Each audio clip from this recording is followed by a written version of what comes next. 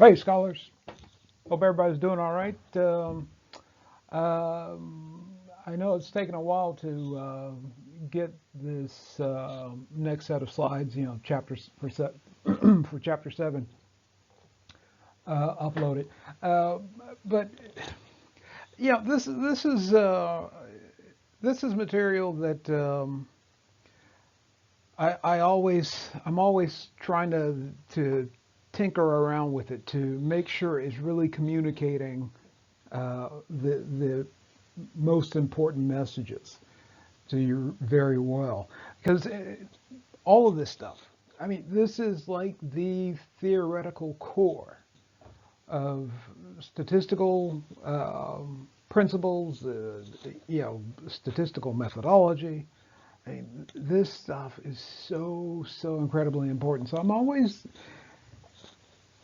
I'm never ever quite satisfied with it, because the thing is that some of these concepts are really abstract and they're difficult to communicate, but and at the same time you don't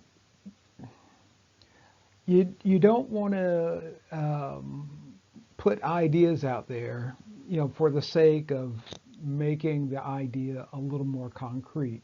But you lose the meaning. You lose some of the meaning of the idea. You lose some of the true qualities of the idea. Okay, so it's always difficult. That's I guess that's one way to just kind of sum it up. It's always kind of difficult putting this chapter together. Okay, but anyway, let's get going here. All right, so the course objectives are the same as we saw for part 1 of chapter 7. All right, so the same thing here for part 2. Um, some of the terms that we covered in part 1, these are now in the light gray sort of coloring, right? We'll talk about alpha level, confidence interval, efficient estimates, things like that. Okay, we'll talk about some of these concepts here. All right. All right. So again, we're always going to start with the big problem. Okay. All right. Since we don't know what the population parameter is, or in the vast majority of cases, I'll say 99 times out of 100, we don't know what the true population parameter is. All right, but since we don't know what that is, we can't know how much error we're looking at in our sample. All right, and if we can't do that, then we can't answer the question of how good is the sample.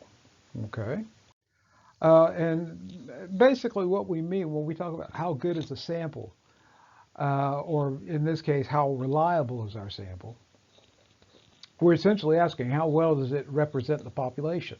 Again,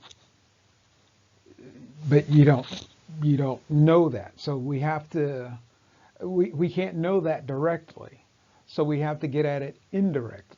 And this is where things like sampling distributions, we'll talk a little bit about some of the estimations for standard error, right? But standard error, sampling distribution, all these things, this is where they become so important, okay? Because they allow us to make this sort of indirect estimate of what the population looks like, okay? All right, so we never assume that we've captured the exact population parameter, um, but we just have different levels of confidence in our estimate. Okay, so we'll talk about that as well. All right, just to sort of reemphasize the importance of this process of inference. Okay, um, pretty much any scientific study out there, any sort of experiment out there, is going to rely so much on statistical analysis. All right. Um, they're looking at the same problems we're looking at right now. Okay. All right. But like I said, since we don't know in so many cases what the true population parameter is, we have to develop a set of methods that allow us to indirectly estimate it. Okay. All right. And this process is found in all these different studies using, statistical analyses. All right. So everything from,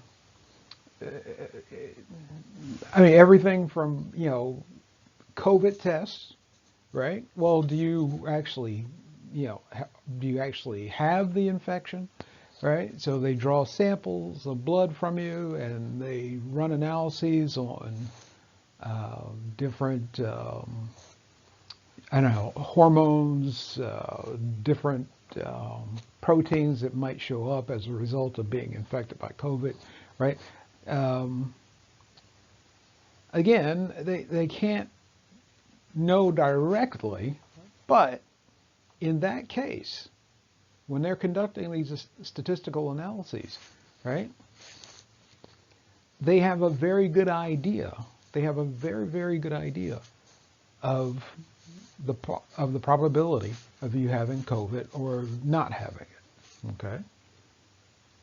All right.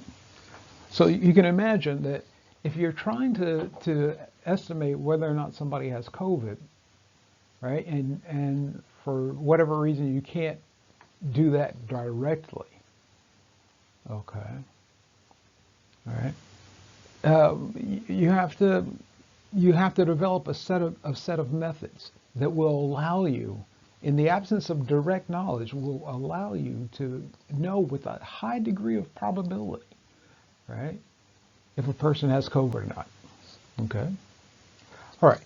So people who are studying COVID, right, and working on diagnostic tests for that, okay, they're using these same methods. These same ideas are behind, pregnancy tests, right? You go into the bathroom, right? You get the little stick out and you put it between your legs. You pee on it, and again, you're providing a sample of bodily fluids that contain, various hormones, proteins that are generated when a woman is pregnant. Okay, so it's looking for these things and then saying, all right, well, we can't know directly, because directly means that, well, we got to cut you open and say, oh yeah, see, there's a baby right there. Okay, right? You obviously you don't want to do that, right? So you go through indirect means. Okay. And the little machine inside the the little stick says, all right, well, yeah, you're pregnant, or no, you're not pregnant. Okay. Right. And again, those tests have a high degree of accuracy. Okay. All right. So even though we don't know directly if you're pregnant, we can take a look at some of these other indirect indicators and say, all right, based on these things, there's a very high probability of you being pregnant. Okay. And these little devices, they get it right in almost every case. Okay. All right. But any scientific area of study, right, that relies heavily upon statistical inference,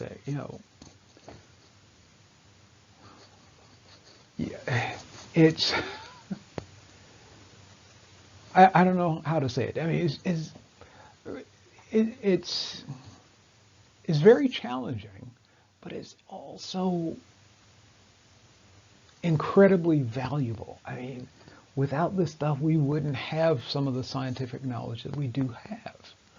Okay.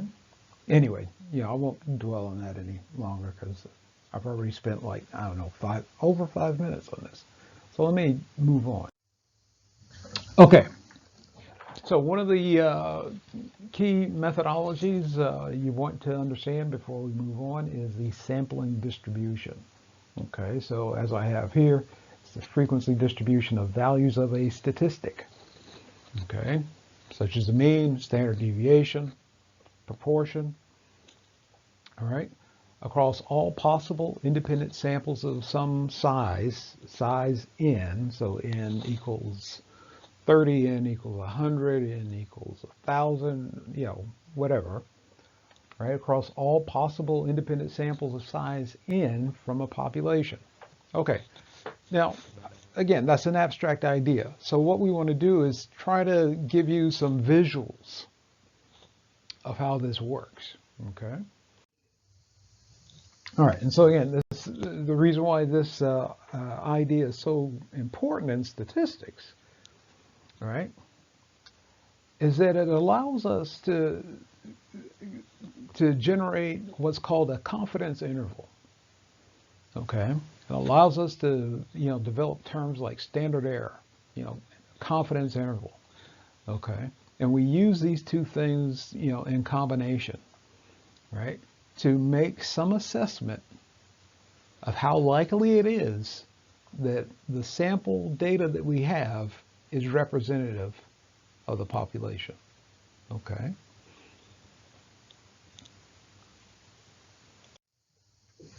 Okay.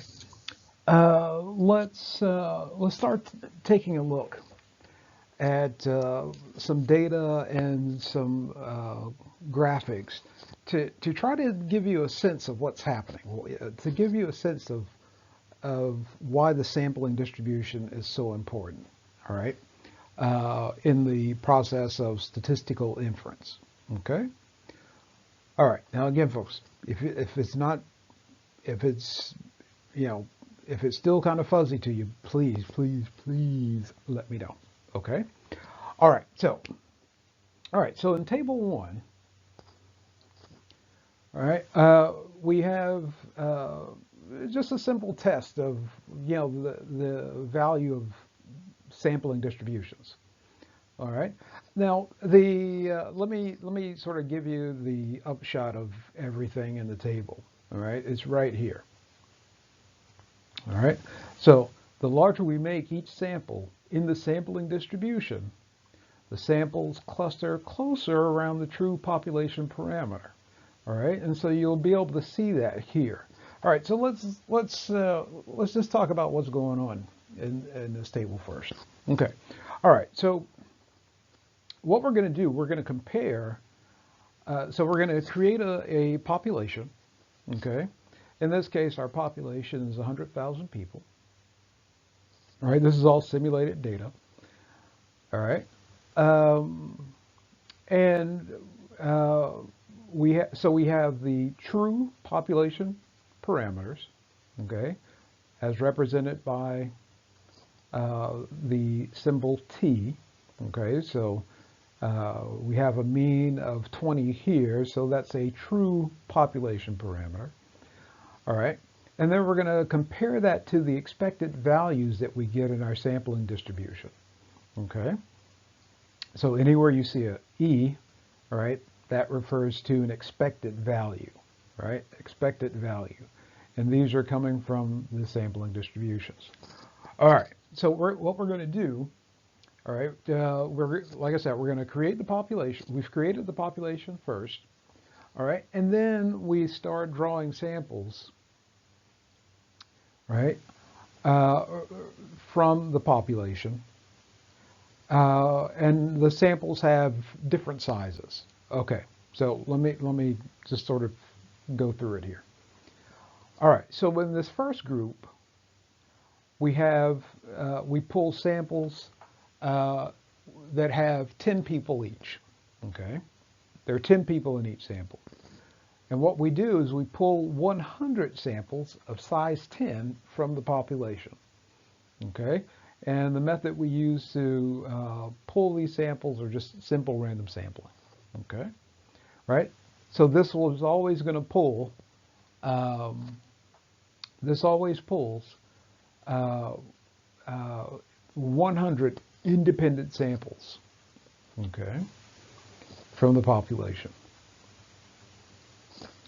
All right, and then when we go to the next group, right, so we're going to throw all these folks back into the population, and then we're going to come to this method. We're going to say, all right, this time we want to pull 100 people, right, per sample for 100 samples.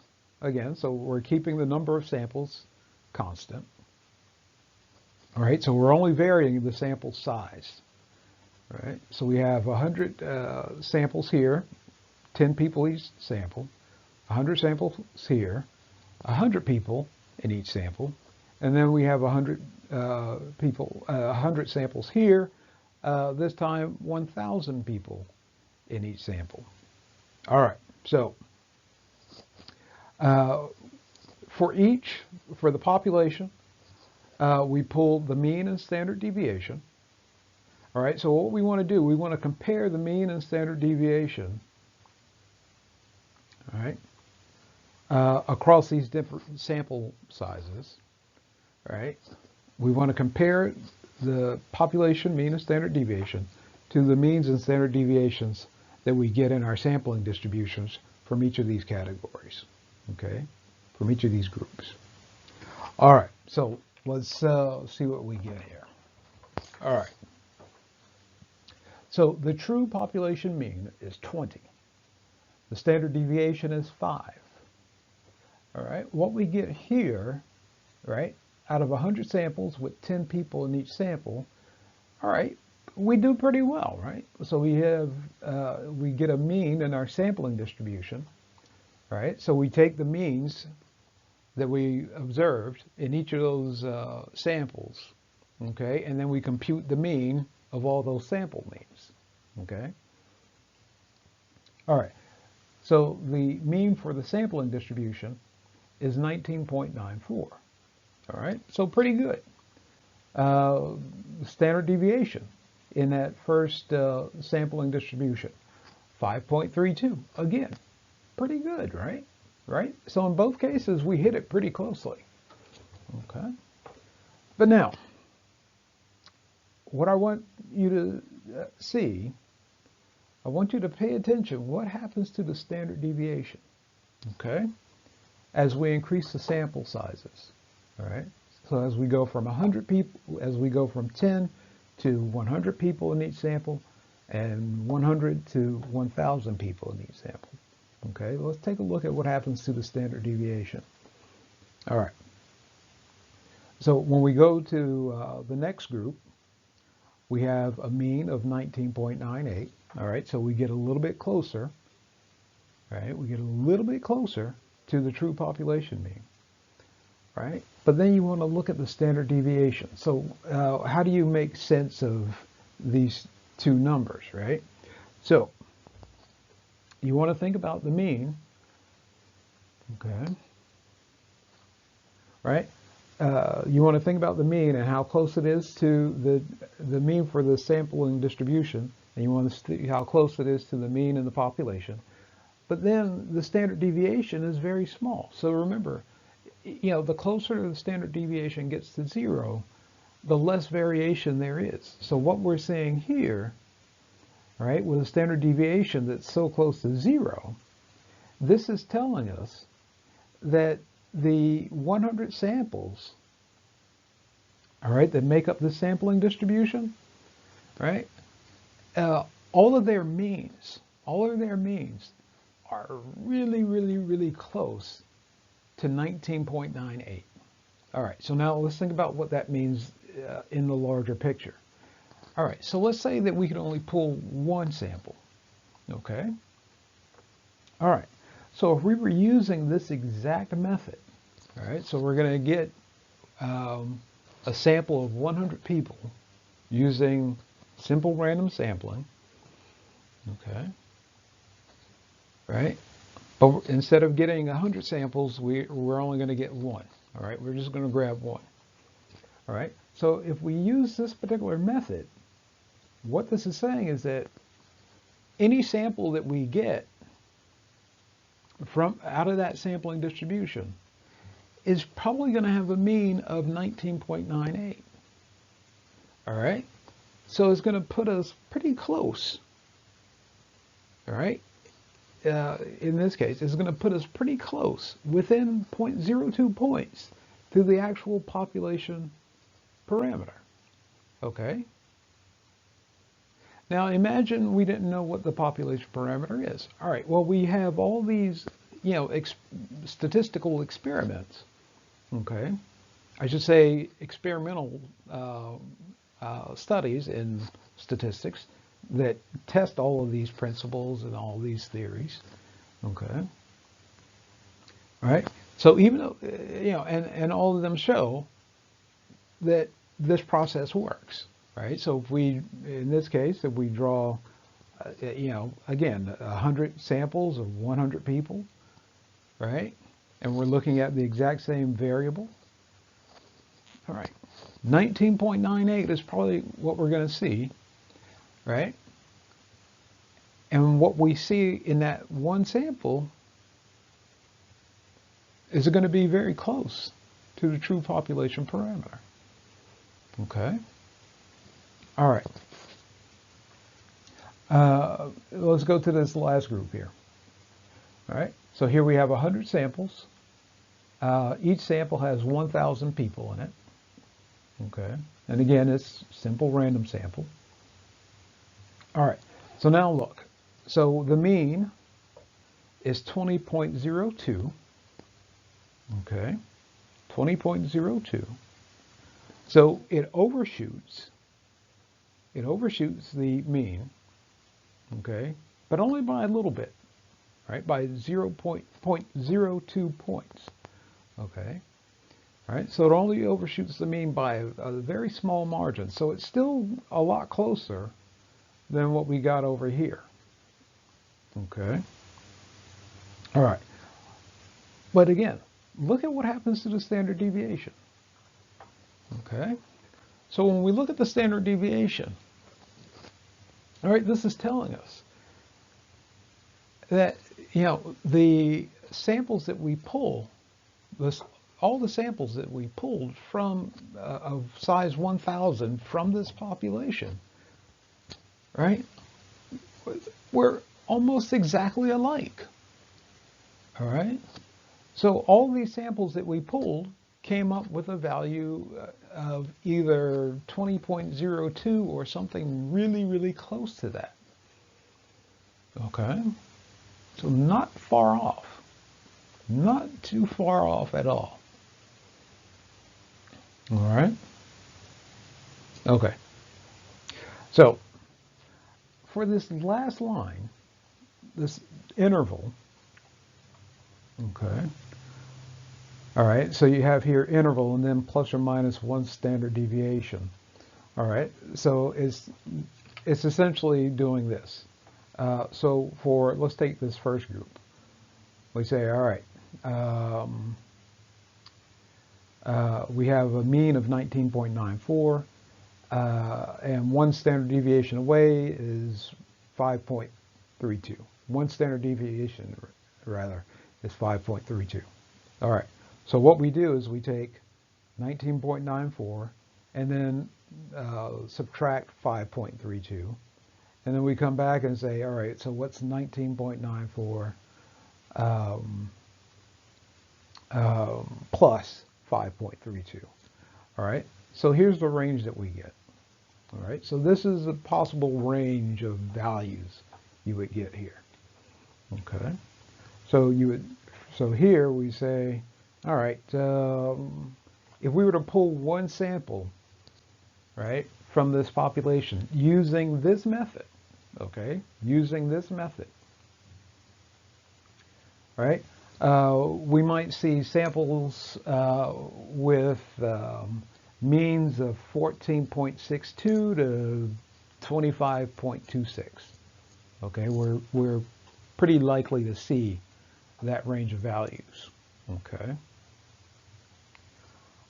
All right, but again, this sample can be at, up to 5 points off in either direction, a little more than 5 points off in either direction. So we might underestimate the true population parameter by 5.32 points, or we might overestimate it by 5.32 points. Okay? All right. This is what we call uncertainty. Okay? The variation in this range, right? The width of this interval, right? That's quite a bit of uncertainty. That's quite a bit of uncertainty. Okay? And so what we want to do, we want to reduce our uncertainty. Okay? So when we increase our sample size, again, let's look at what happens. All right, so now if we do the same thing here to calculate the interval, so for this lower value, we have 19.98 minus 0.52, okay, and that gives us 19.46, right? This is called the lower limit of the interval. All right, and we'll talk about that a little bit more soon. All right, and then we have the upper limit of the interval, right? 19.98 plus 0.52, and that gives us 20.5. All right. So now, think about it. If we pull a single sample, right, from the population using this method, all right, we're likely to see means that fall anywhere from 19.46 to 20.50. All right. Okay. Still a bit wide. Okay. Still a bit wide, but certainly not as wide as this one. Okay. All right. So we've reduced our uncertainty. All right.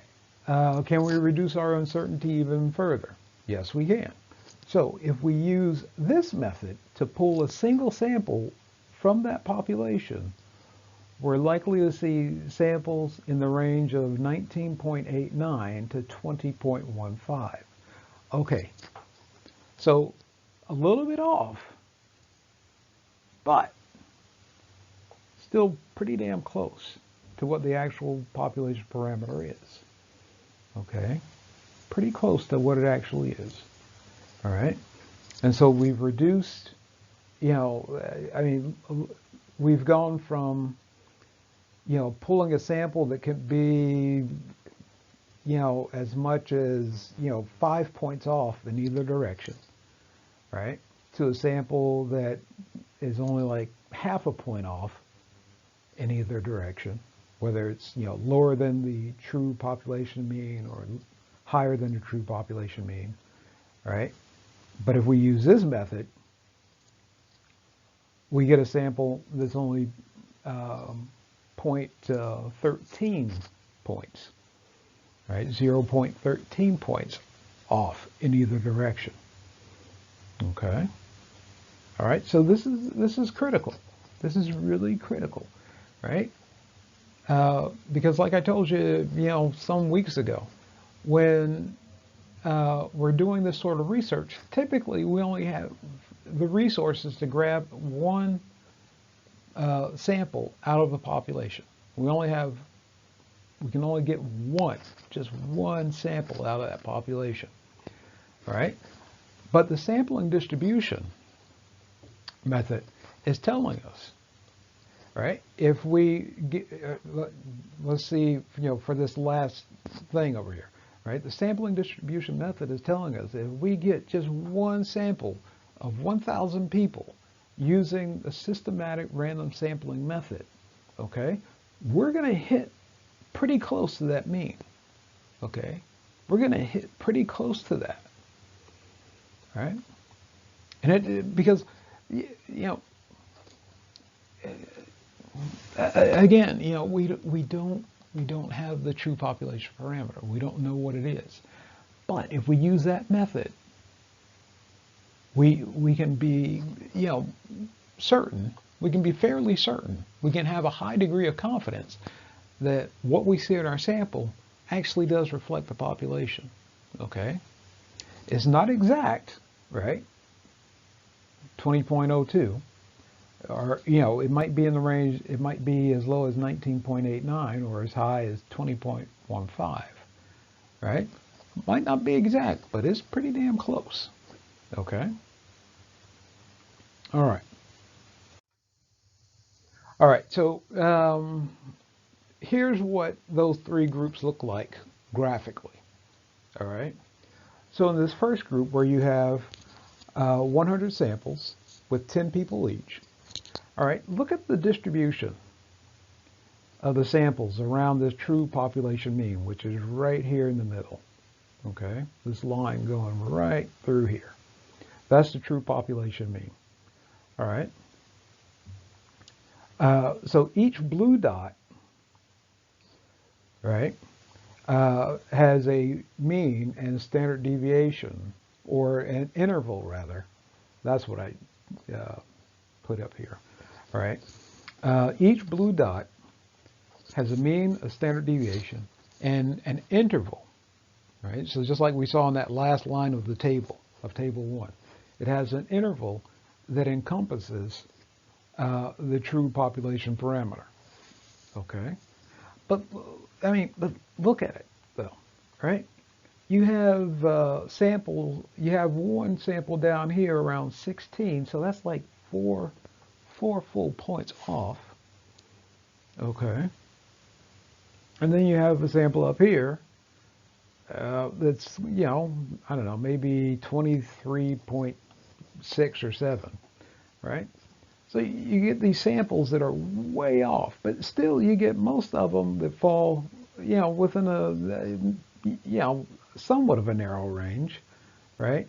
So they seem to fall, a lot of them fall between 18 and 22, okay? So still not that bad. But here's the problem, okay? You only have one chance. You can only grab one sample out of the population, okay? So if we use this method, we get one sample with 10 people, okay? Well, which sample is ours? Okay. Where would our sample fall on this graph? Okay. And then there's one more thing to consider. There's one more thing to consider. We might get a sample like the ones in red here with the box around it. We might get one of these samples, okay, where it looks like it's pretty close, right, to 20, right? Looks like it's pretty close, and it's actually closer than some of the blue dots to the true population mean, but the interval does not contain the true population parameter. Okay? So we still might be looking at something that's biased. Okay? All right. So we just want to be sure. Okay? We want to have some confidence in our sample that it does represent the population parameter. We want to make sure, we want some confidence that it represents the population. And we want to also make sure we're not looking at a sample that seems pretty close, that might be pretty close to the true population parameter, but it doesn't encompass, but the interval that we calculate, based on that sample, won't, it won't actually tell us anything about the true population parameter. Okay, so it might fall close, but it might not actually capture it. Okay, and again, so all of this represents uncertainty. Okay, so now what we want to do is reduce uncertainty, meaning that we want to improve our chances of getting a sample that's both close to the mean and has a fairly narrow range that encompasses the true population parameter. Okay. All right. So when we go to 100 samples with 100 people each, see what we get here. All right. So this time you get samples, right? The 100 samples are pretty close, right? They're pretty close to the mean. they cluster pretty tightly, all right, within probably most within 1 point. Okay, so it looks like most within 19, in the range of 19 to about 21. Okay, so we get a pretty tight clustering there, and that's what we want to see. All right, and also take a look at what happens to the relationship between the blue dots and the red dots. Okay, the red dots are actually further away, all right, from the true population mean. Okay, all right, and also take into account that, well, even though we have more red dots over here, okay, as opposed to over here, we have 4 red dots representing uncertainty. We have, what, 8? We have 8 samples over here representing uncertainty, right? But we can have a little more certainty that the sample that we pull, all right, the sample that we pull from this population will be one of these blue ones, okay? But again, we want to get rid of these things. We want to get rid of these red dots. We want to make sure that when we pull our one sample out of this population, we want to reduce the chances of getting one of those red dots. Okay. So now look at what happens when we increase the sample size, right? So we go from 100 samples of 100 people each to 100 samples of 1,000 people each. Okay. And look at how tightly, right? Essentially 99 out of 100 of these samples have clustered around the true population parameter. Okay. And all but one of them, right? All but one of them, all right, you can have an interval, right, that encompasses the true population parameter. Okay. So you have a lot of them whose means are exactly the true population parameter. Okay. But you do have some that are a little bit off, but they are still representative. They are still representative of the true population parameter, right? Because we know that even though it might not be exactly what the true population parameter is, it's possible that that the sample is representative. Okay, there's a high degree of probability the sample is representative of the true population parameter. Okay. Again, folks, very abstract stuff. All right, really, really abstract stuff. All right. But as you go through your future classes in, statistics, research methods, things like that, all right, try to reach back and remember this stuff, okay? Because every time you conduct a hypothesis test, and we'll get into that in chapters 8 and 9. Every time you conduct a hypothesis test, you're relying on the principles that we observe here in sampling distributions, okay? That's what we're relying upon. So we know that we need, if we want to if we can only grab one sample, right, out of a population that large, all right, we want to do it using simple random sampling, right? We want it to be a random sample of sufficient size, all right? So in this case, 1,000. All right. In this case, we want to, pull 1,000. Okay. All right. And we can have a high degree of confidence that whatever we see in our sample is actually representative, if not an exact mirror of the population. Okay. All right. But I think that's all I want to say about that. Okay. Here we're going to take one more step towards working with a single sample. All right. trying to assess how reliable, how representative our single sample is of the population from which it was drawn. Okay, so one of the key aspects of this, all right, one of the key elements in making this transition from multiple samples to a single sample is the standard error. Okay, so as I have here, the standard error is an estimate of the average distance between a sample statistic and the expected population parameter, given that a sufficiently large number of independent samples has been drawn from the population. Okay, we'll talk about that last statement in just a second here. All right, but so again, you see right here in the definition, it assumes you're working with a large number of independent samples. All right, but as you'll see in just a couple of slides, there's a way to estimate standard error, right, quite reliably, based on the standard deviation from a single sample, okay? But again, we want to make sure that that sample that we have, that we're working with, was randomly drawn from the population and sufficiently large, okay? Randomly drawn and sufficiently large.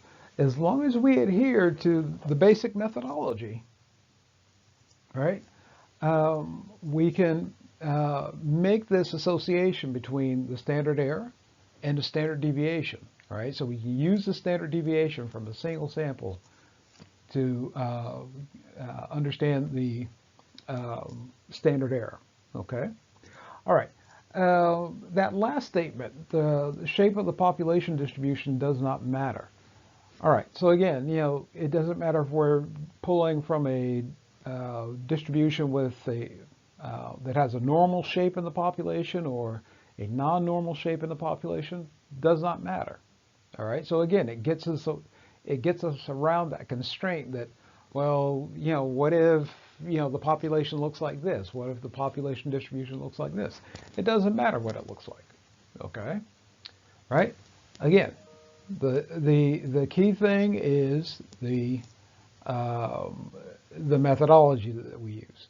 So random sample, right? Sufficiently large. Okay, random sample, sufficiently large. Those are the two key things we need to have in place. All right. All right, so I think, all right, there might be some more stuff that I say about standard error, or, from this page, but I'll just come back to it if that arises. All right, so a few things you want to always keep in mind about the standard error, okay? And again, it sort of goes back to those key principles. Make sure you have a random sample of sufficient size. All right. So the standard error, right? So again, the variation in our sampling distribution, right, will decrease as sample size increases. And again, that's what we demonstrated in table 1. And then we also demonstrated that with the 3 different graphics, like the one shown here, okay, where, these larger samples, drawing samples of 1,000 people from the population resulted in a sampling distribution that was, tightly clustered around the mean and with very small standard deviations, meaning, of course, that most of those samples fell within the same range, right? Within a very tight range of each other. Okay. All right. So generally what we see is that, well, if we increase the sample size, right, basically what we get is a bunch of samples that pretty much look alike. Okay. They look pretty much alike. All right. And so, again, that's one way we can say, all right, well, maybe we don't need it since all these samples look pretty much alike, maybe we don't need to get 100 samples. Maybe we can just get one sample, in this case of 1,000 people, right? As long as it's randomly drawn from the population and sufficiently large, we should get a sample, right? And as you can see, there's a very high probability that we will get a sample that looks like every other sample we would pull, okay? And all those other samples are very close to the true population parameter. So, we have every reason to believe there's a high probability that if we pull a good sample from this population, all right, sufficiently large and random, we pull that sort of sample from the population, our sample is going to look like any other sample. All those other samples are, really, they're either exactly equal to the population parameter or just like a minimal number of points off. Okay. All right. The second thing. All right. Samples in the sampling distribution all have small standard errors. All right. Again, you'll see the exact relationship between standard deviations which we showed in table 1 to the standard error. So you'll see the equations and you'll see how the standard deviation sort of works in those equations. All right. The sample statistic, the expected value, is likely to be an unbiased estimate of the true population parameter. So again, right, if we look at the figure here, right, again, a lot of those samples are right there on the line, right? A lot of those samples fall right on that line, which is the true population parameter. All right. So it's likely to be unbiased. So we're going to get something that's either right there, okay? It's likely to be right there on the same line or in the same level as the population parameter. It's likely to have the exact same value of the population parameter, or something really, really, really, really close to it. Okay. All right. And that's a big deal. All right. That's a big deal for us. Okay. Is there anything else? No, I think that's it for that one. All right. So let's start moving into some of the equations. So we'll show you some symbols first. Okay. This symbol right here, this is lowercase sigma. Okay. All right, and that represents the population standard deviation. Okay. When we have sigma with a little caret sign over it, or what some people say sigma hat, right? This means the estimated standard error. Okay. So population standard deviation, right? Standard error. All right, and this is what we get using the sample data. Okay. All right. When we have things in subscript, so here we have the estimated standard error of the mean, and then we have the estimated standard error of the proportion. All right, so you might see slightly different symbology used. So if you go to somebody else's stats class, maybe instead of using X bar, they might use the Greek letter mu to represent the population mean. Or they might have,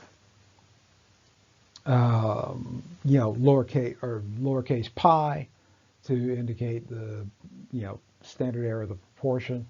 All right, so you might see some different symbology, but they mean the exact same thing here.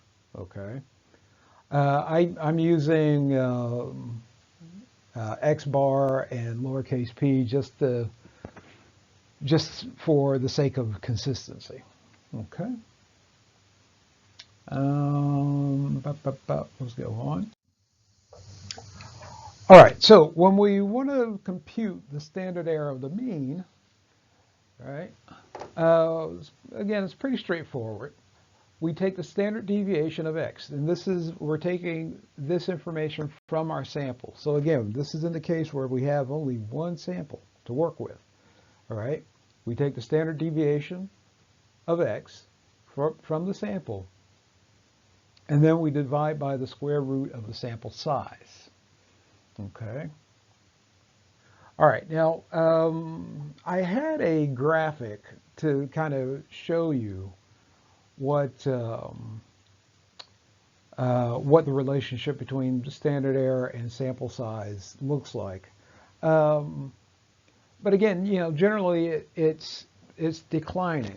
All right, so standard error is going to get smaller, and you can see it from the equation, right? Standard error is going to get smaller as the sample size gets larger, right?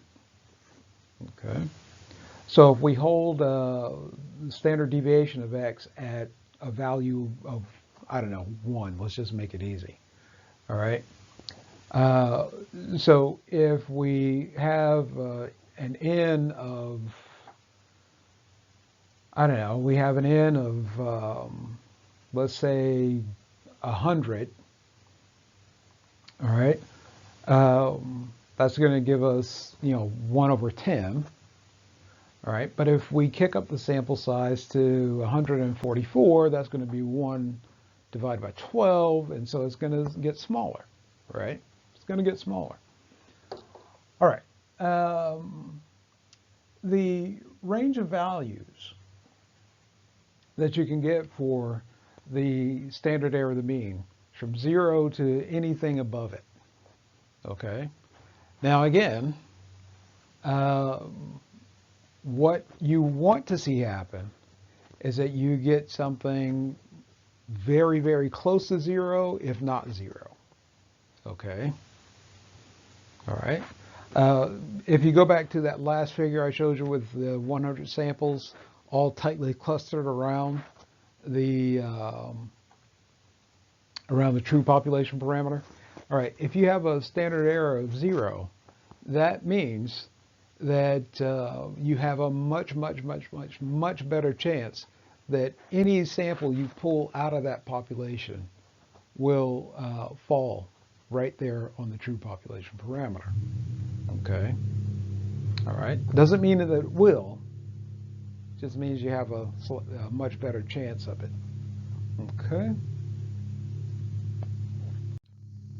Oh, I'm sorry. Yeah, I forgot that I had this slide in here. But just a simple example. All right. So if we have a sample mean of 100 and a standard deviation of 10, and let's say we have 225 people in the sample, right? We get a standard error of 0.67. Now, is that large?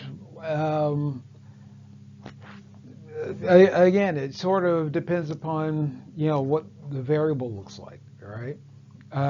But the main point here is that pretty much anything greater than 0 is larger than what you want it to be, okay?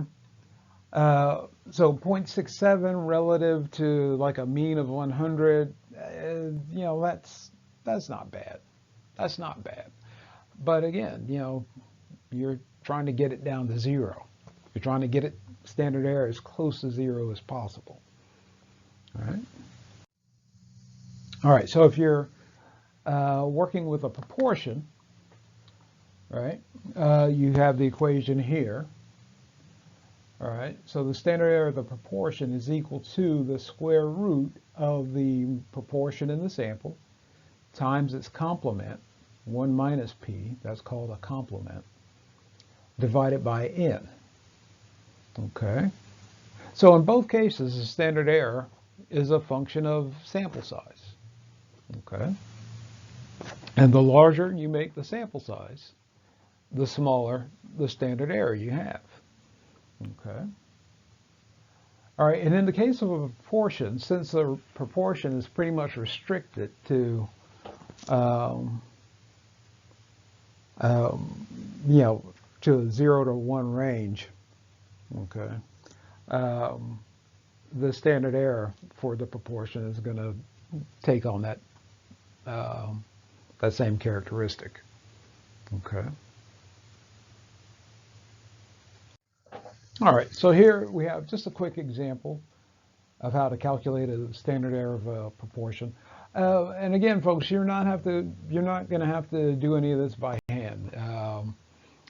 SAS is going to do all this for you. Okay, and when we get to the section on interval estimation, I'm just going to go over the equation um, uh, just to kind of show you what it looks like. And just to see what sort of elements go into the equation. But again, you're going to tell SAS do all this stuff for you. All right. So anyway, so here in the example we have a proportion of 0.33. Okay. So think of it like this. Let's say that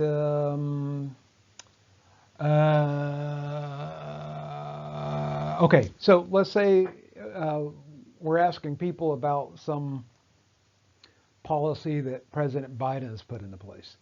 And we ask each person, do you favor or not favor this policy?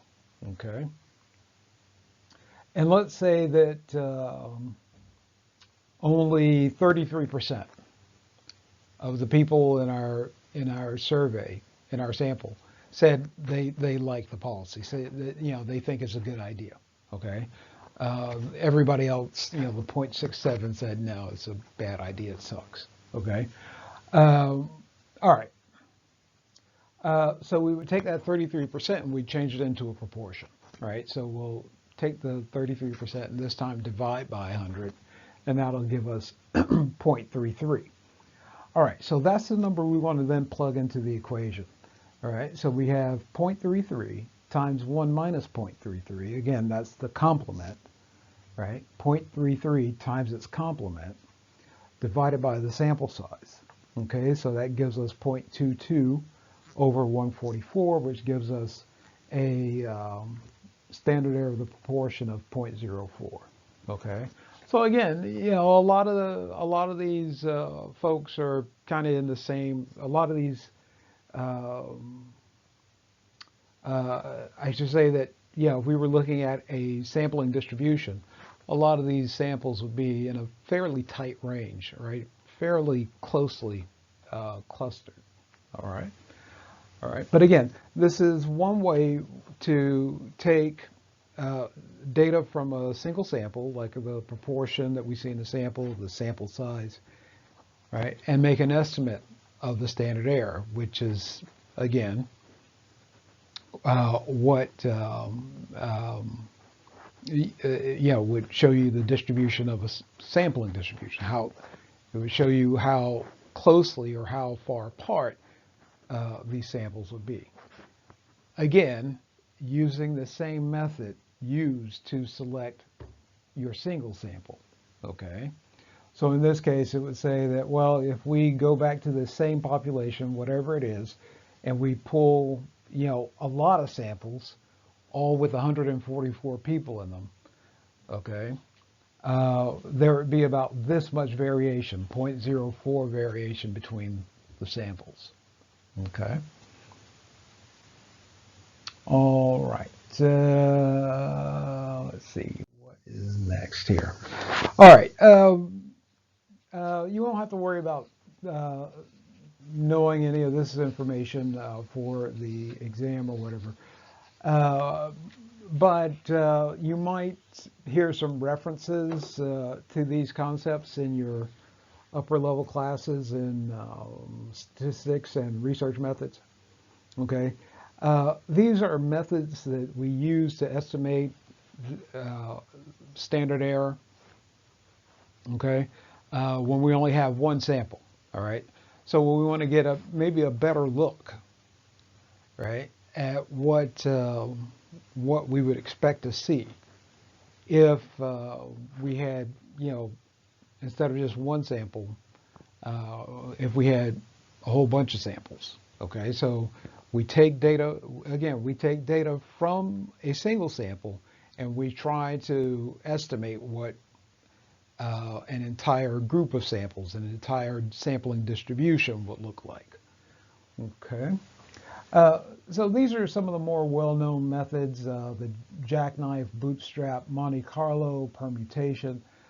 Um, and all these use what's called resampling, okay, which means that, again, it creates a sampling distribution from sample data rather than population data, okay, because again, we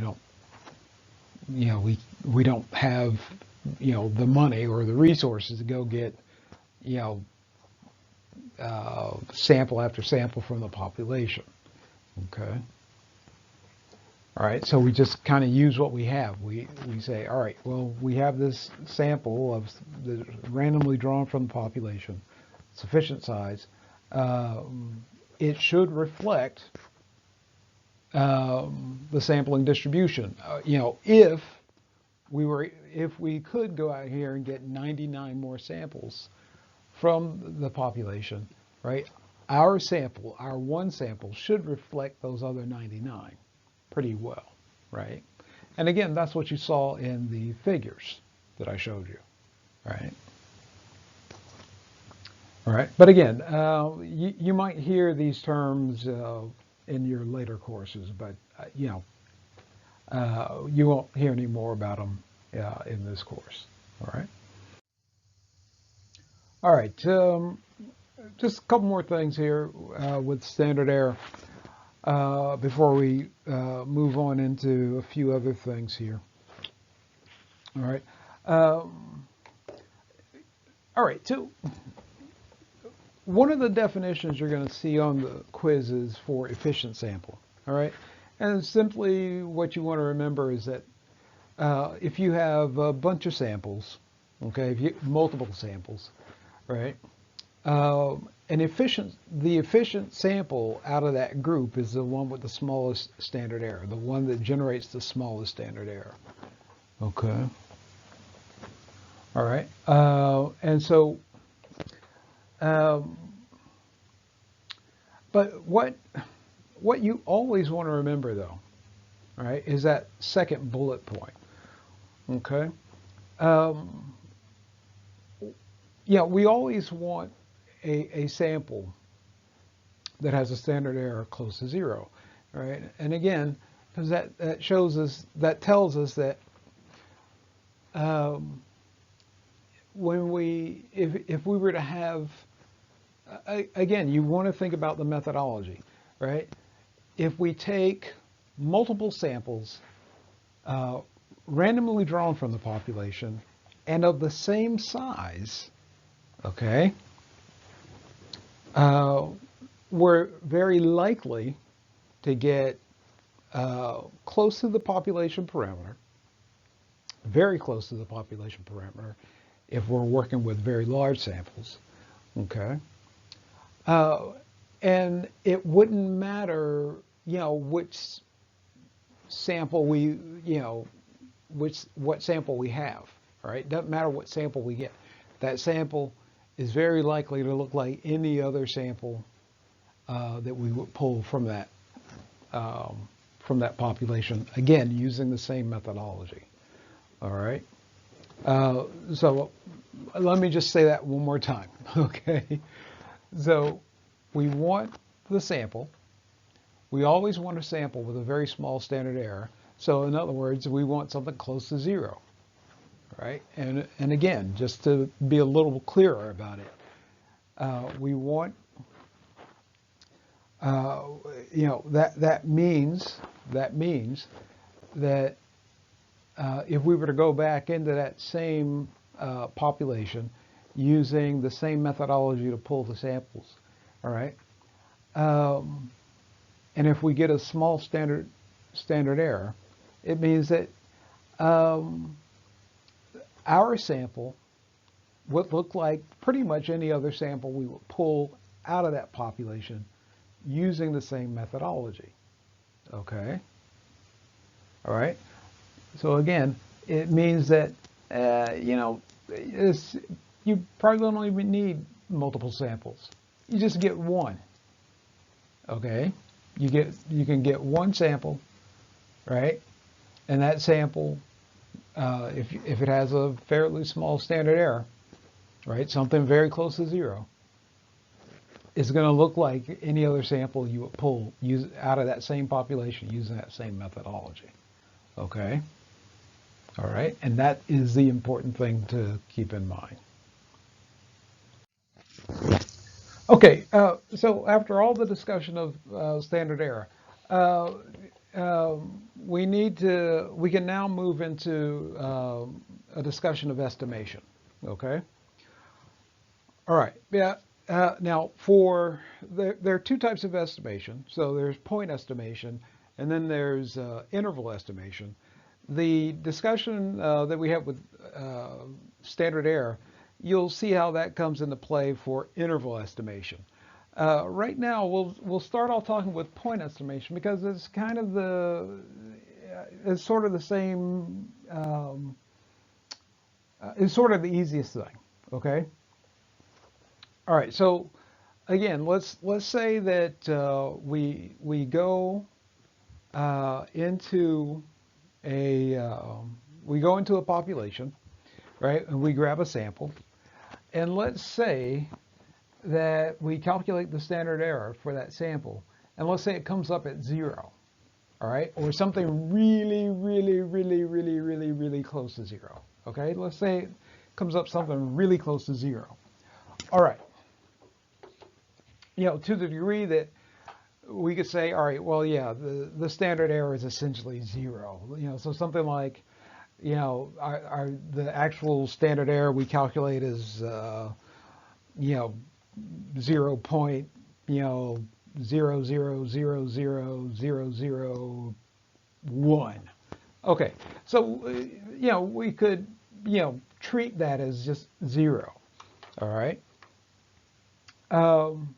And so in that case, right, if we come up with a standard error that is that small that we can literally treat as 0, right, we can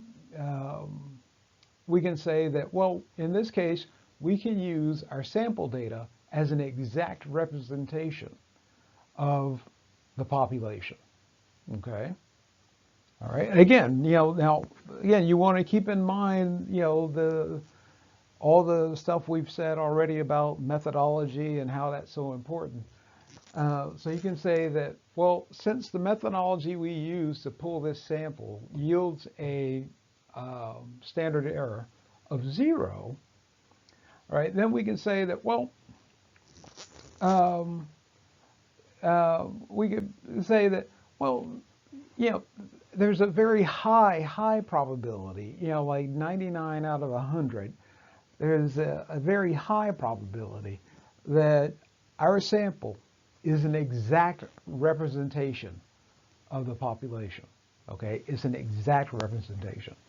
All right, and the word to describe that exact representation is called a point estimation. Okay, all right, so if you're working with a point estimation,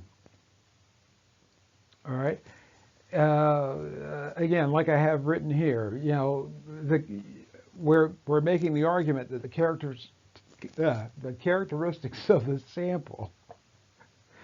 I don't know how I got tongue twisted on that. The characteristics of the sample are the same as the population characteristics. Okay, so if we have a sample mean,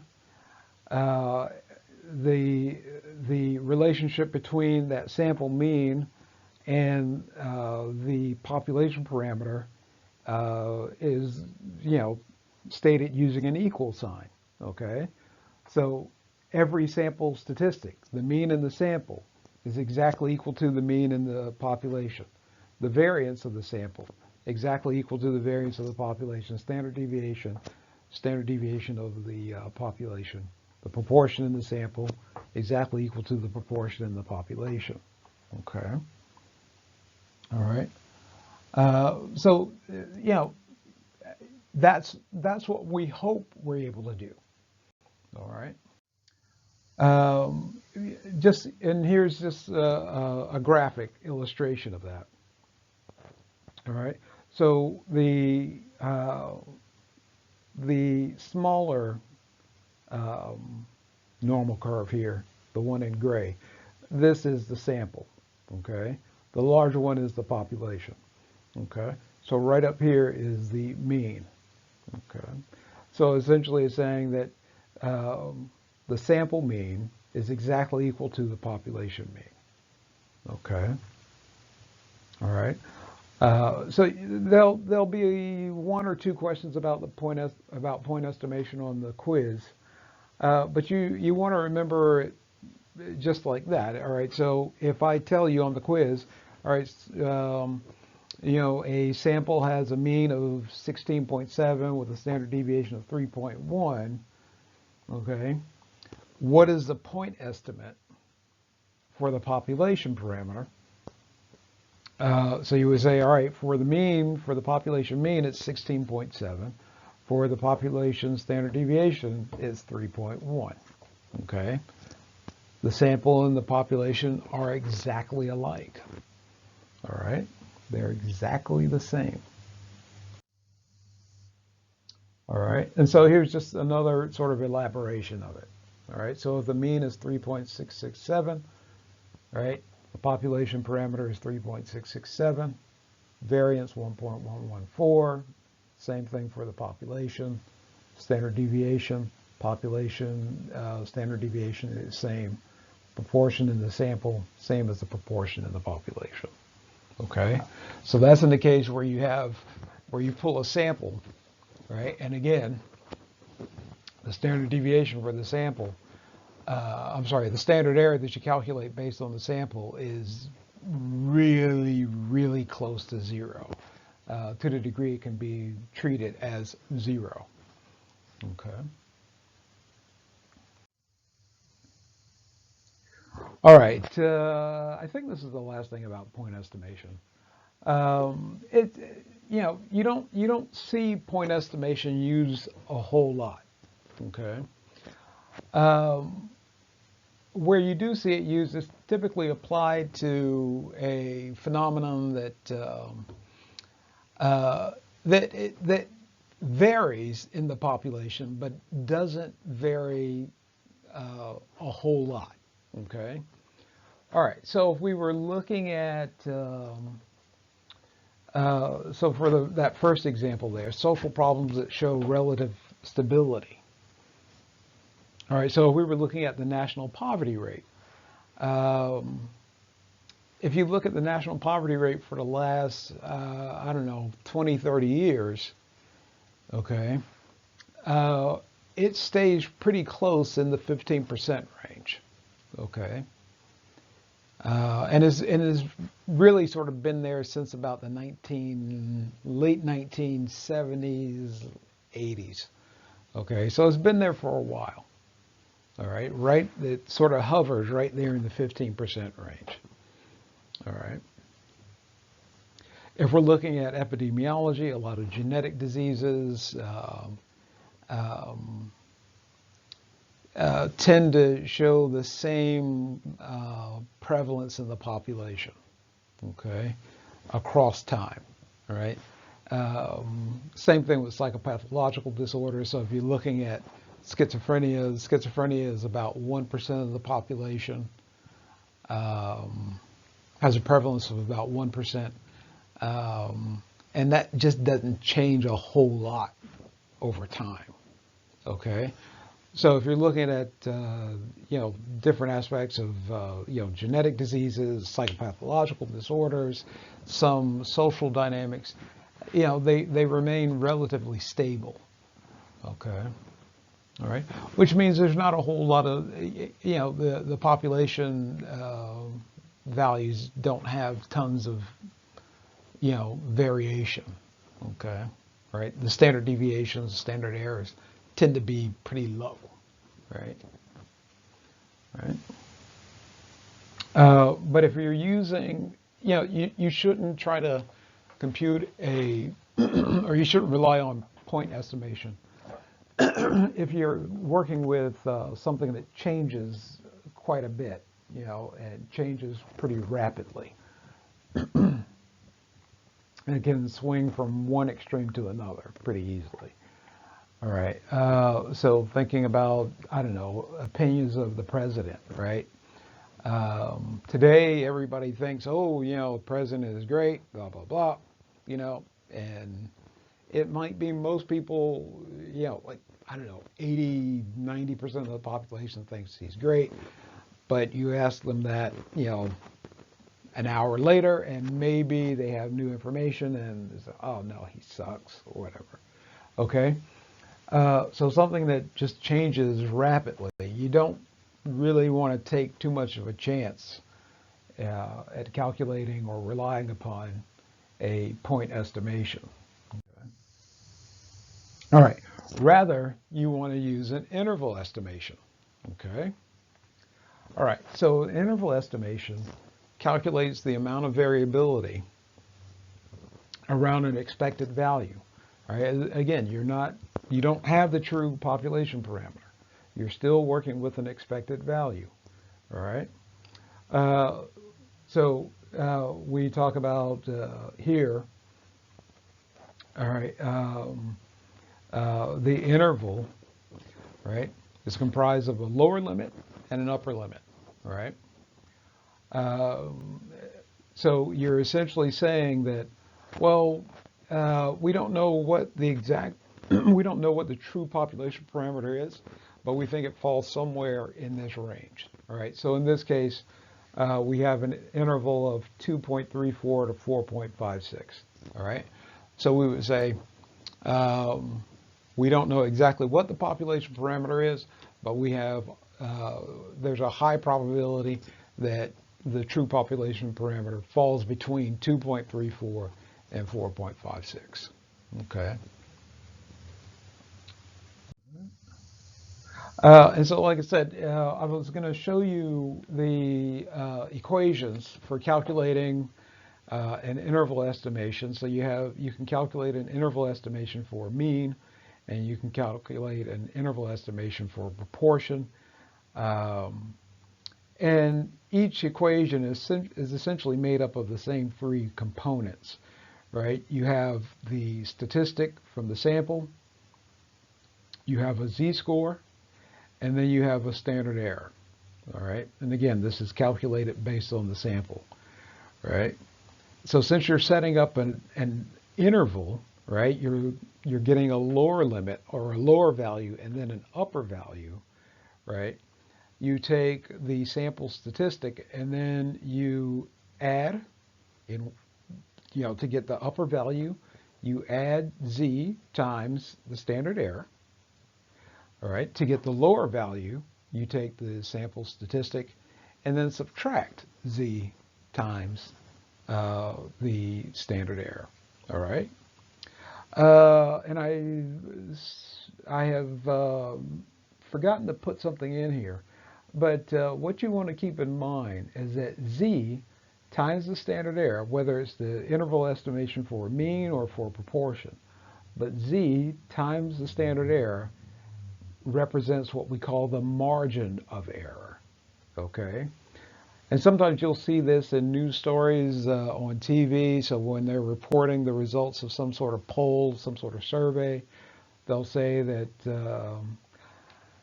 I don't know what Joe Biden's favorability rating is right now, but let's say it's probably 35, all right? So the people telling you about the poll will say, we did a poll of 1,000 Americans, and we found that 35% of them approve of the job that Biden is doing, and 65% of them don't. Okay. And then right beside that number, the 35, they'll show something that reads something like margin of error plus or minus 3. Okay. All right, so that means that this is what they think. This is what they think um, the actual number is, 35%. But the actual value might be um, anywhere between 38, we'll say 32%. So 35 minus 3, right? And 38%, right? 35 plus 3, all right? I'll try to remember to put up a little, I don't know, slide about this um, a little bit later. But anyway, what's most important for you to know is just what the equation looks like right now. Okay. All right, and then again, the interval estimation equation for proportion, right? You take the proportion from the sample, and then you do the same thing here. You take a value for z, and then you calculate the estimated standard error, the proportion. Okay, so to get the lower limit, you take the proportion minus z times the standard error, right? To get the upper limit of the interval, it's p plus z times the standard error. Okay, all right. So again, SAS will take care of all this for you. All right, so you won't have to worry about calculating anything by hand, right? SAS will automatically do all this for you. All right, so yeah, we've been talking about the standard error uh, quite a bit, and as we just showed you, right, the standard error is used to compute these confidence intervals. Okay, all right, and again, these confidence intervals represent the possible, let's see, represent the possible range of values that the population parameter can take on. Okay. All right. So again, just keep in mind, um, you know, here, we've been working with, or throughout the class, we've been working with simulated data. So we simulate a population, we pull a sample. All right. So we know what the population parameter is, but that is hardly the case when you're doing this work in real life. Okay, that's hardly ever the case. All right, so uh, you know you're looking at this confidence interval, and you're sort of saying, all right, well, this is where we believe that the population parameter falls in this range of values. Okay, all right. All right, but one of the things you want to keep in mind, right, when you're interpreting the confidence interval, all right. So like I have here, the confidence interval um, uh, says more, or I should say it like this: uh, our confidence isn't so much in the sample that we've drawn, as much as it's in the methodology that we use to draw it. Okay. Um, so think about it. The methodology is well, is it random? Is it a random sample or is it a non-random sample? Did we use what type of randomization method that we use? Um, is the sample sufficiently large, or all right, what sample size did we use?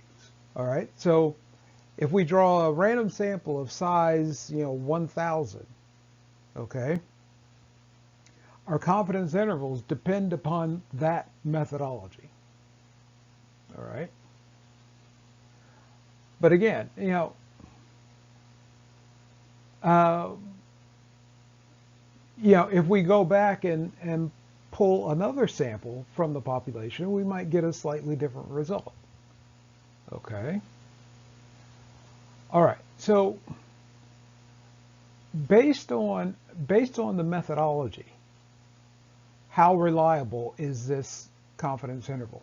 In other words, does that confidence interval actually contain? What is the probability that it contains the true population parameter? Okay, what is the probability that it contains the true population parameter? So if it's highly probable, we have a lot of confidence in it. Okay. If the probability is low, then we're not so confident. Okay. All right. So it depends upon the methodology. So if the methodology typically generates confidence intervals that contain the population parameter, all right, more confidence. If the methodology generally leads to confidence intervals that don't contain the population parameter, all right, way less confidence in it. All right. All right, but you always want to think about the methodology. Uh, so just to sort of make a bullet point statement here. All right, so confidence, as I said, refers to the methodology used to obtain the sample. All right, and then the likely difference, okay, from 0 to whatever, the likely difference between the sample statistic produced from the methodology and the true population parameter. Okay. All right. So keep that in mind. Okay. So when you're interpreting a confidence interval, there are a couple of things you want to keep in mind. All right.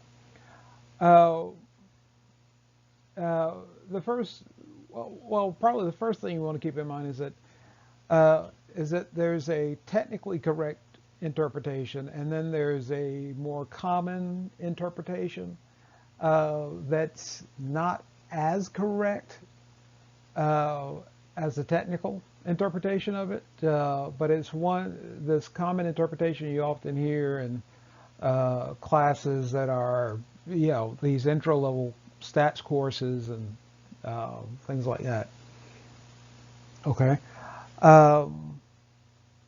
So what I did here, I flagged the technically correct version of the interpretation with a T and the more common version with a C.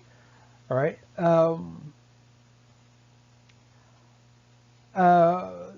Try to, stay away from this.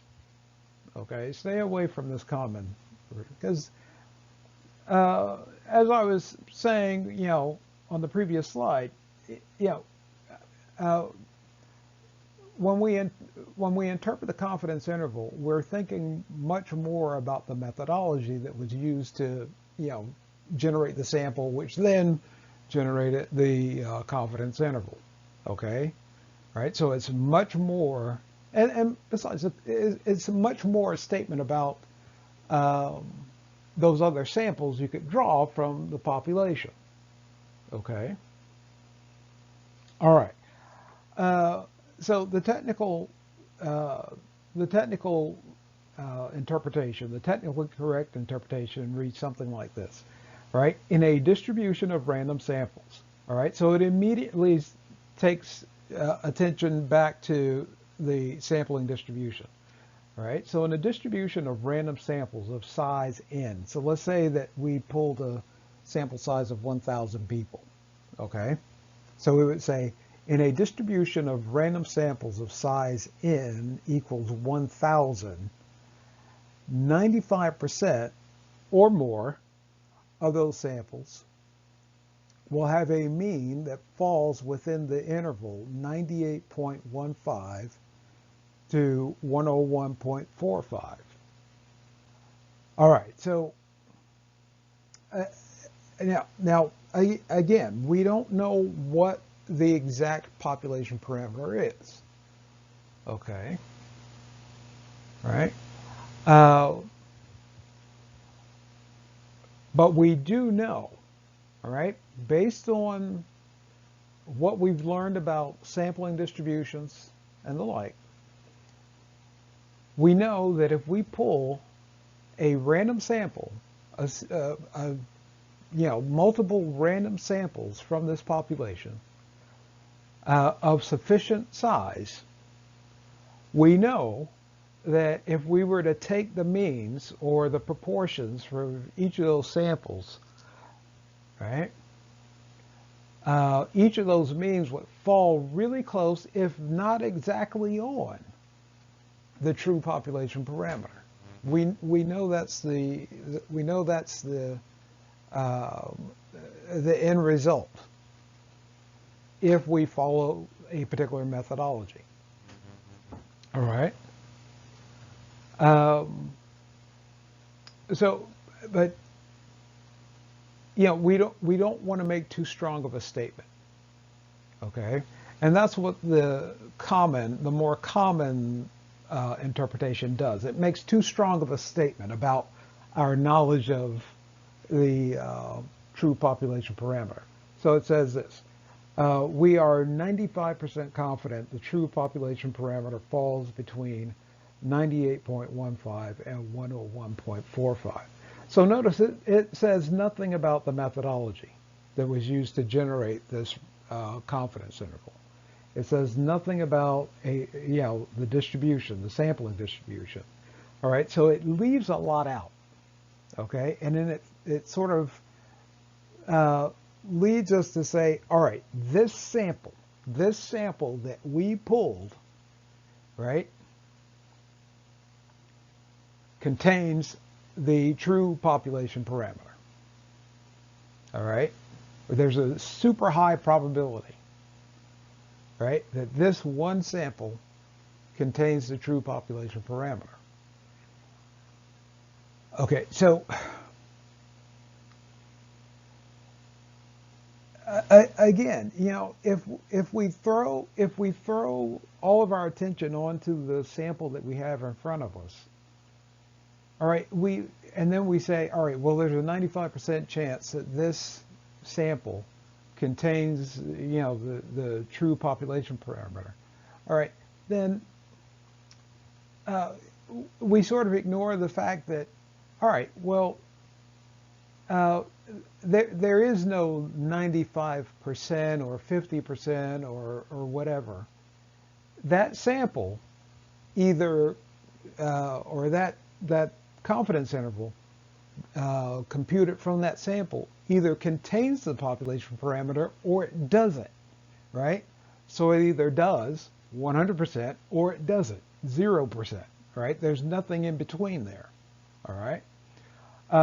So when we talk about that 95%, we are talking about, other samples. So if we go back and get other samples, right, 95% of those samples are going to fall within this interval. Okay. All right. So anyway, if you were to take other classes, sort of not the, if you took more stats courses over in the math department, you would always get the technical interpretation, right? But if you take it in, some of these other departments from other professors who are not like seriously trained statisticians, all right, you're more likely to get the common interpretation. All right. And again, the big problem with it is that it just kind of leaves out too much, right? And it says nothing about the methodology. It says, and it sort of leads to the conclusion. All right, this is one of the really good samples, and again, we don't know that. We don't know that. Okay, we don't know that because we don't know the true population parameter. Okay, all right. So we can only talk about the sampling distribution. All right.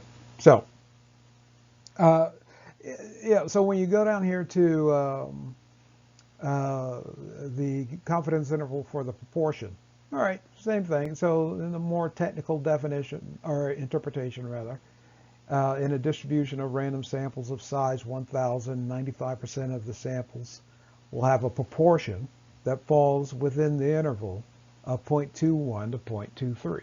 Okay. Oh, we ate. That's supposed to be we are. Uh, we ate 95% confident. All right.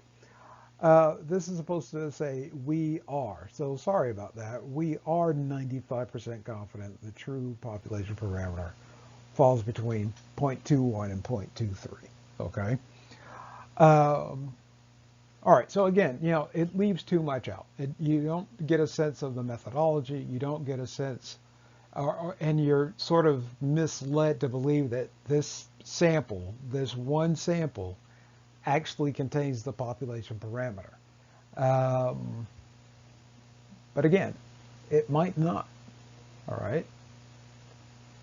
All right. It might not. Okay. All right. So you want to stay focused on the methodology. The methodology is very effective. Whether or not this one particular sample is one of those effective samples, produced by the methodology, we don't know. Okay, but we know that the methodology can do a very good job capturing the true population parameter. All right. Let's see. Okay, I think we can move on. I think this might be the last one. Yep. Okay. So over in the SAS lab, we'll take you through uh, pretty much the process I went through here. All right, and so we'll show you how to, set up the data and, go through the analyses. And then we'll show you how to create a table and then, uh, produce some results for that table. And also, do a really short, really quick write-up of the results. Okay. All right. So we're going to do a simulation, much like we ran here, and then do a short write-up of results, create a table that shows the results, then do a quick write-up of the results, and go on from there. All right. So I'll see you over there in lab.